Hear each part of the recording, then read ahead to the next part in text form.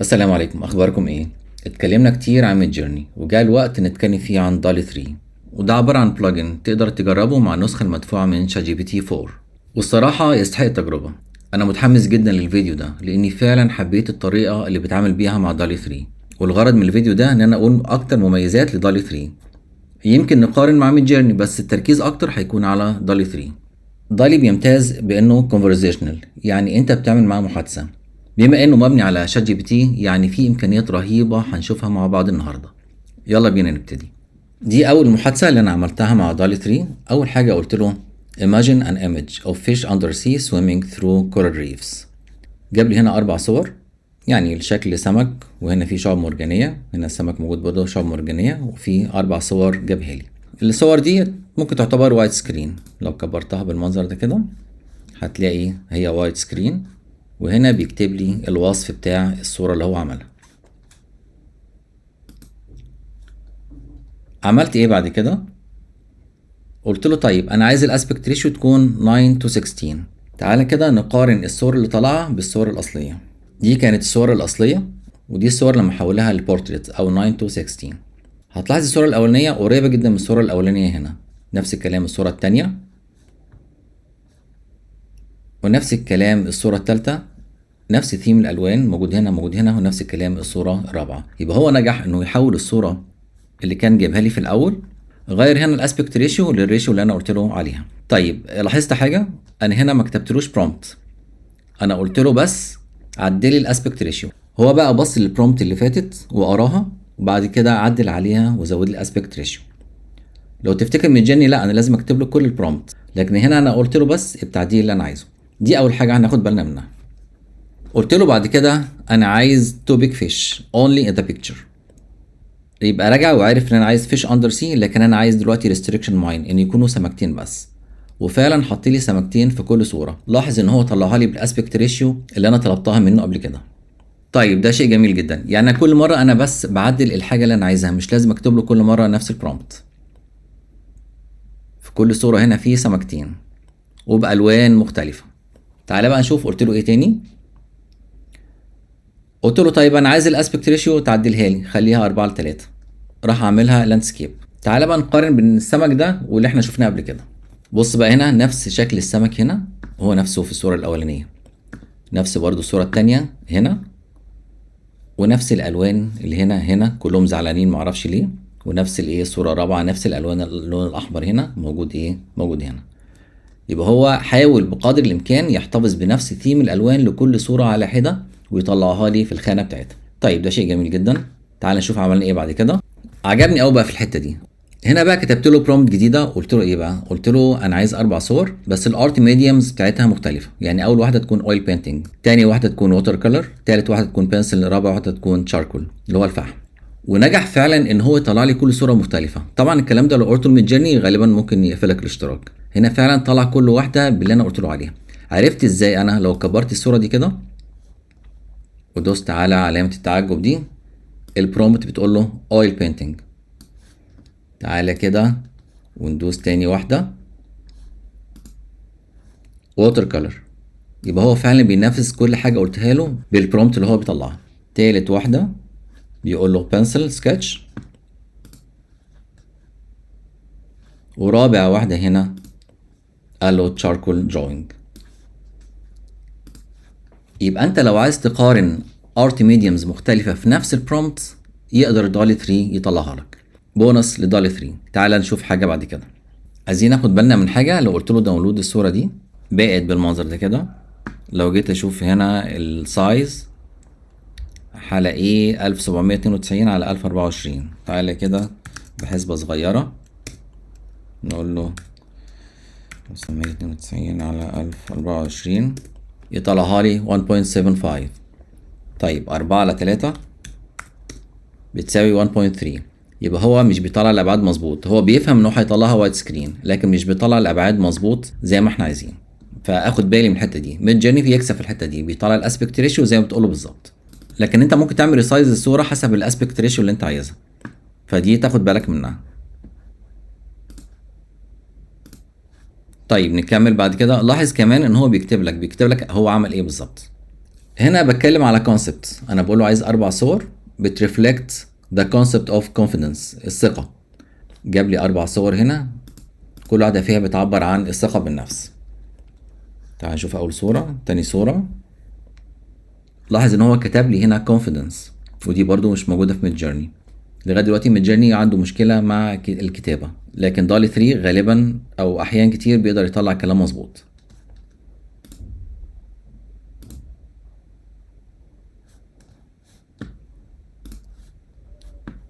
فكملت معاه، فقلت له use animals instead. lion for example، عايز ايه؟ صورة اسد. فجاب لي 4 صور للاسد بتعبر عن الكونفيدنس او الثقة بالنفس. طب نكمل رحلتنا.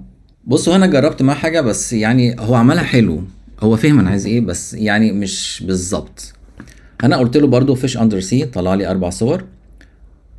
قلت له الصورة الرابعة، ودي حاجة كويسة قوي ان انا اقدر اريفرنس صورة معينة، قلت له الصورة الرابعة شيل منها الفيش، شيل منها السمك. فعلا جاب لي صورة فيها شعاب مرجانية بس ايه، ما فيهاش سمك. تمام، بس هي مش قريبة قوي نفس الالوان من الصورة الرابعة. فدي برضو نقطة كويسة انه فهم انا عايز ايه، عارف ان انا بتكلم عن الصورة الرابعة وشايل السمك، لكن الالوان مش بالظبط الالوان الموجودة هنا. هنا بقى كانت حاجة ظريفة عجبتني. انا قلت له ايه؟ قلت له دلوقتي طيب انا عايز صورة فيها كلب غضبان وفيها قطة مبتسمة سمايلينج كات، حط لي الكلب على الشمال والقطة على اليمين. برضو دي حاجة يعني فيتشر جميلة هنا. جاب لي ال4 صور فيها الكلب على الشمال غضبان والقطة على اليمين مبسوطة، بس يعني دي بتغيظ الكلب اكيد يعني. فالحتة دي كانت فعلا فيتشر كويس قوي عجبتني فيه. تقدر تعمل بوزيشننج، تقول له انا عايز الحاجة تكون على اليمين او على الشمال، وكمان الايموشن بتاعتها تكون شكلها عامل ازاي. كنت هنا عايز اعمل بانر للقناة بتاعتي، فهنا قلت له انا عايز attractive and innovative YouTube banner for my channel.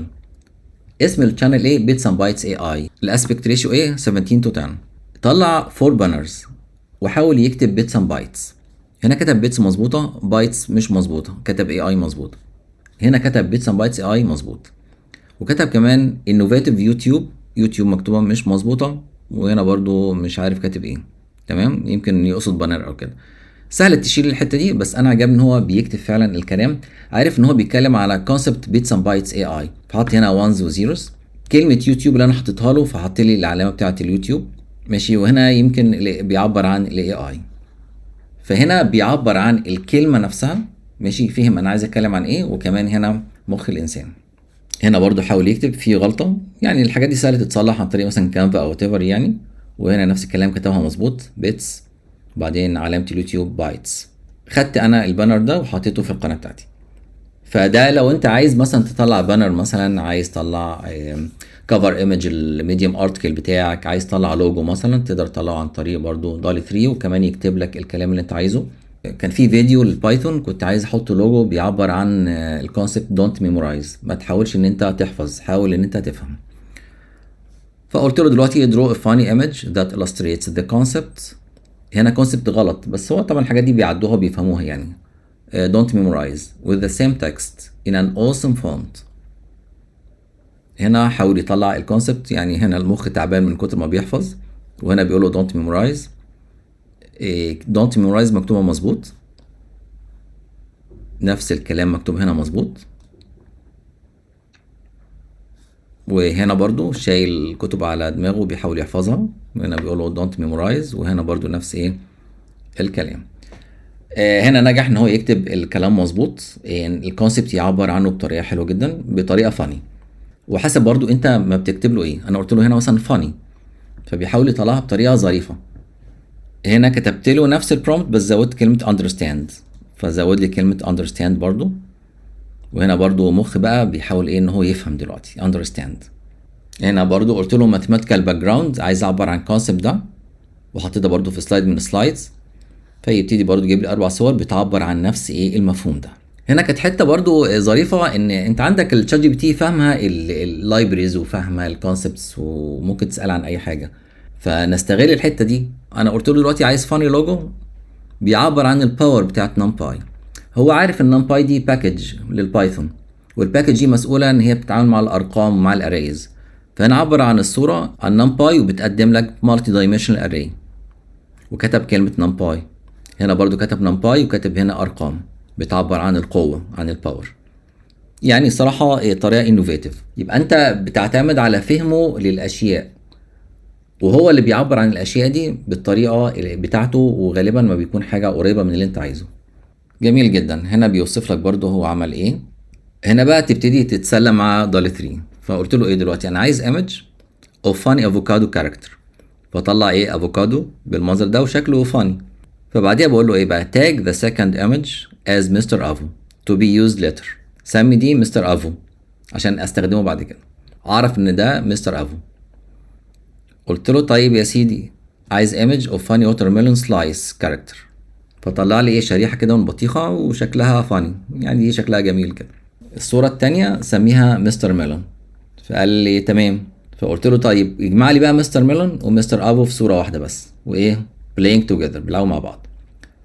جاب لي صورة فيها مستر افو ومستر ميلون، عارف ان ده افوكادو ودي بطيخة، هيكونوا ايه مع بعض. طبعا مش نفس الصورة بالظبط اللي موجودة فوق، وما تتوقعش ان الاي اي يطلع لك نفس الصورة بالظبط، لكن في حوار، في محادثة. إيه سمي دي كذا، إيه حطها لي مع كاركتر تاني في صورة تانية، وهكذا. هنا بقى ابتديت اتكلم بالعربي. قلت له ايه؟ سيارة على شكل بطيخة. تمام. كلمته بالعربي، طبعا هو فهم، لان طبعا ده تشات جي بي تي بيفهم لغات كتير جدا ومنها اللغه العربيه. انت ممكن تكتب له بالعربي ويطلع الصور اللي انت عايزها، ودي طفره كبيره جدا. فطلع صورتين العربيتين على شكل ايه؟ بطيخه، بالوان ايه؟ البطيخه. طبعا اي حاجه في خيالك انت بتحاول تعملها. يعني انا كنت مثلا في فيديو كنت عايز اطلع شكل روبوت اكنه بيعلم داتا اناليسز. تمام. فبقول له دلوقتي خلاص imagine a robot teaching data analysis using a whiteboard. عنده وايت بورد هنا وبيعلم ايه؟ داتا اناليسز. فانت تخيل وقول له وهو يطلع لك الكونسبت اللي انت عايزه. مش محتاج بقى تدور على صور موجوده في اي ستوك مثلا على جوجل مثلا او تيفر. انت اكتب له التخيل بتاعك وهو هيحاول بقدر الامكان يطلعه لك. هنا قلت له طيب انا عايز لوجو دلوقتي، واللوجو ده مكتوب فيه ميد باي دالي 3. فعمل لوجو هنا وكتب ميد باي دالي 3. اوحت معاه شويه، قلت له the font is not clear، الفونت مش واضح. فبرضه راح كاتبها لي ميد باي دالي 3، كتبها مظبوط بالظبط. قلت له بيرفكت، بس عايزه سيركولر، عايزه مدور. فطبعا مش هيحتفظ بنفس الالوان بالظبط. راح كاتب ايه؟ ميد باي دالي 3 برضو. لخبط هنا يعني كلمه الايه المفروض هنا، بس انا خدتها وعدلتها بعد كده. يعني هنا لا، انت بتقوله طب اللي فات ده اعمله لي كذا، طب خليه لي كذا. فدي طريقه جديده للايه؟ للتعامل. واخر حاجه هنشوفها ان انا كتبت له بالعربي حاجات بالتفصيل، والجميل ان هو نفذها غالبا مظبوطه. قلت له عايز صوره عريضه حقيقيه، يعني وايت سكرين للطفلين في سن السادسه مبتسمين. المفروض ويرفعان يعني، بس مش مشكله هنعديها. ويرفعون بايديهم علامات النصر، ومن خلفهم عمارات مهدومه وركام، في صوره سينمائيه معبره عن الامل. حاول ان يكون الطفلين، يعني المفروض الطفلان، بارزين بملابس ملونة يعلوها التراب، والمباني من خلفهم بصورة رمادية. لاحظ ان انا كمان قلت له انا عايز هنا الطفلين لابسين ملابس ملونة والمباني بصورة ايه؟ رمادية. ودي كانت الصورة اللي هو طلعها لي لطفلين لابسين ملابس ملونة ووراهم عمارات وركام مهدومين ولونهم جراي. طلع حاجات هنا بسيطة، مش دي المشكلة، لكن هو بقدر الامكان طلع فعلا التخيل اللي انا عايزه. بكده يا جماعة وصلنا لغاية آخر الفيديو. نلخصه بسرعة. أقدر أكتب أي لغة أنا عايزها، دي أول حاجة. في محادثة، في سياق، في إن هو ممكن يقترح عليا كمان أعمل إيه. ممكن يحط أكتر من ارت ميديوم في نفس البرومبت، زي ما شفنا في الأويل بينتنج والووتر كولر والبنسل والتشاركول. ممكن يكتب لي الكلام جوه الصورة، ودي حاجة جميلة جدا. يعني من الآخر عايز أقول لك أنت تخيل، وكل ما تكون عندك تخيل أكتر كل ما تكون مور برودكتيف. اتمنى الفيديو يكون عجبكم، واشوفكم ان شاء الله في الفيديو الجاي، والسلام عليكم ورحمة الله وبركاته.